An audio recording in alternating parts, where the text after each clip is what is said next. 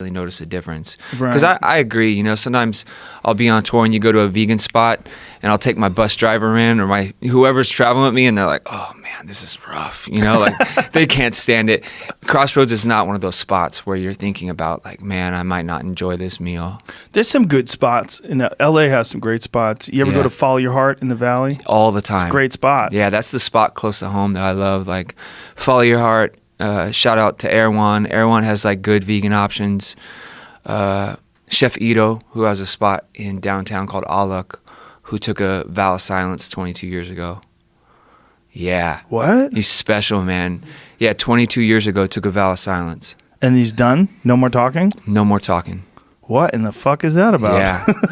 So he just communicates. If he has a lot to say, he'll write it down. But oh my God. Other than that, you just read the lips, and I know what he's saying. But he shows up to. Oh, that's so crazy. Yeah, and he takes a lot of photos, so he'll show up to like punk or rap, whatever show I'm playing. He's in the pit with his camera. This silent guy who doesn't say a word. Yeah, and his cooking is phenomenal. So, but yeah, LA, we're spoiled with great vegan restaurants. That's a fucking trip. Yeah. 22 years of no talking? Yeah, he also does like this juicing where this year he juiced for 189 days with no food. Wow. What did he get down to? I think 18 he was pounds? Yeah, he lost about 20 something pounds. Fuck, man. Yeah. He does it every year. Wow. Yeah. He's trying to vanish. Right? He's trying to not talk. I don't think I can not do eat. it. Yeah, intermittent fasting is like as much as I can do. Yeah, I do that every night, but that's the vow of silence is freaking me. The silence is freaking me out. Yeah. I've never really pried and kind of like asked a bunch of questions why. Because they didn't even have to write a lot. Yeah, that too. But no, I've been around when people ask him and he just said he wanted a time out. For 22 years? Yeah. That's a serious fucking time out. Yeah. How old is homeboy? He's got to be probably in his 50s. So almost half his life. Yeah. What the fuck, man? Yep. But he spends Christmas with me, spends Thanksgiving with my family and I. Oh, that's cool. Yeah, it's pretty and everybody cool. just smiles at him? Yeah, everyone just smiles and waves, basically.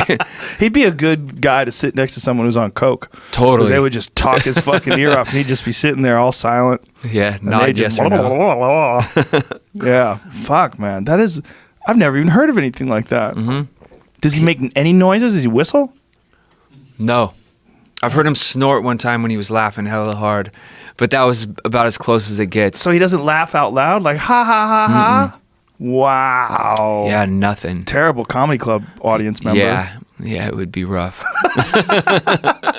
He has a march too. It's called March of Silence that happens once a year, where you have a bunch of them that basically, you know, and they're basically marching for the March of Silence for like the cruelty of animals and whatever else. So yeah, I'd like to have him on the kind of podcast does to that. see how long I could talk to him for. Yeah, Just to see what it would be like. That's He's so the strange. It sounds cool. I mean, Yeah. I love that there's people like that out there, though. I Yeah. do. I love hearing those stories. Like the world needs him. You know, yeah, like when you said that, I got excited. Yeah. Like the guy's been silent for 20. I'm like, whoa. You know, there's something about that that makes you go, wow. I was talking hella loud when I first met him, and he was like, "I can hear you." You know, I was like, "Oh man," because I was trying to wrap my head around. You know, no one did an introduction going, "Hey, this guy's silent."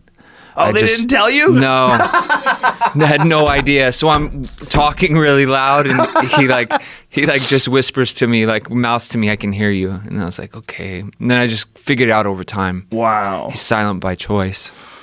Whew. Yeah. That's heavy. What is he involved in, like heavy meditation or Buddhism or anything very strange like that? Yeah, he meditates. I think he has like a lot of kind of Buddhist kind of qualities. Like kind of, I think if he had to lean in some kind of religion or practice, it would be that. Wow. Yeah. That's intense. Yeah. That's a serious commitment, man. Yeah. I couldn't even imagine going 22 days without No. talking. A day, I think. Anything, I think we'd catch ourselves it being very hard. Yeah. I was going to get my tonsils and adenoids removed because I have sleep apnea, because I have a fat neck. But I found a mouthpiece that I can sleep with that keeps my tongue from falling over. Because I have a...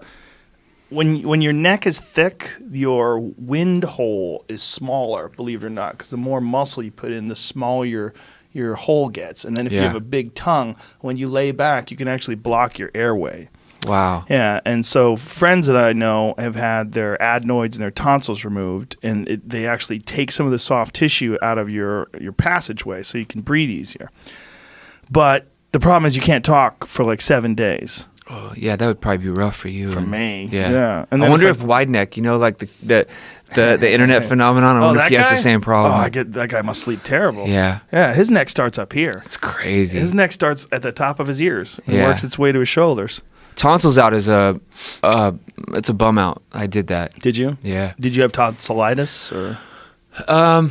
Nah, you know what I had is I was smoking tons of weed, right? Like, but I would smoke backwoods. Like, I loved woods, so Yeah. everything. He's right here. I got him right here. Yeah. So I'd smoke about 20 backwoods a day. Oh, that's easily. a lot. Yeah. And I was recording an album with the transplants, and I turned to Skinhead Rob, and I was like, yo, I think I have something's lodged in my throat. Like, I could barely breathe right now.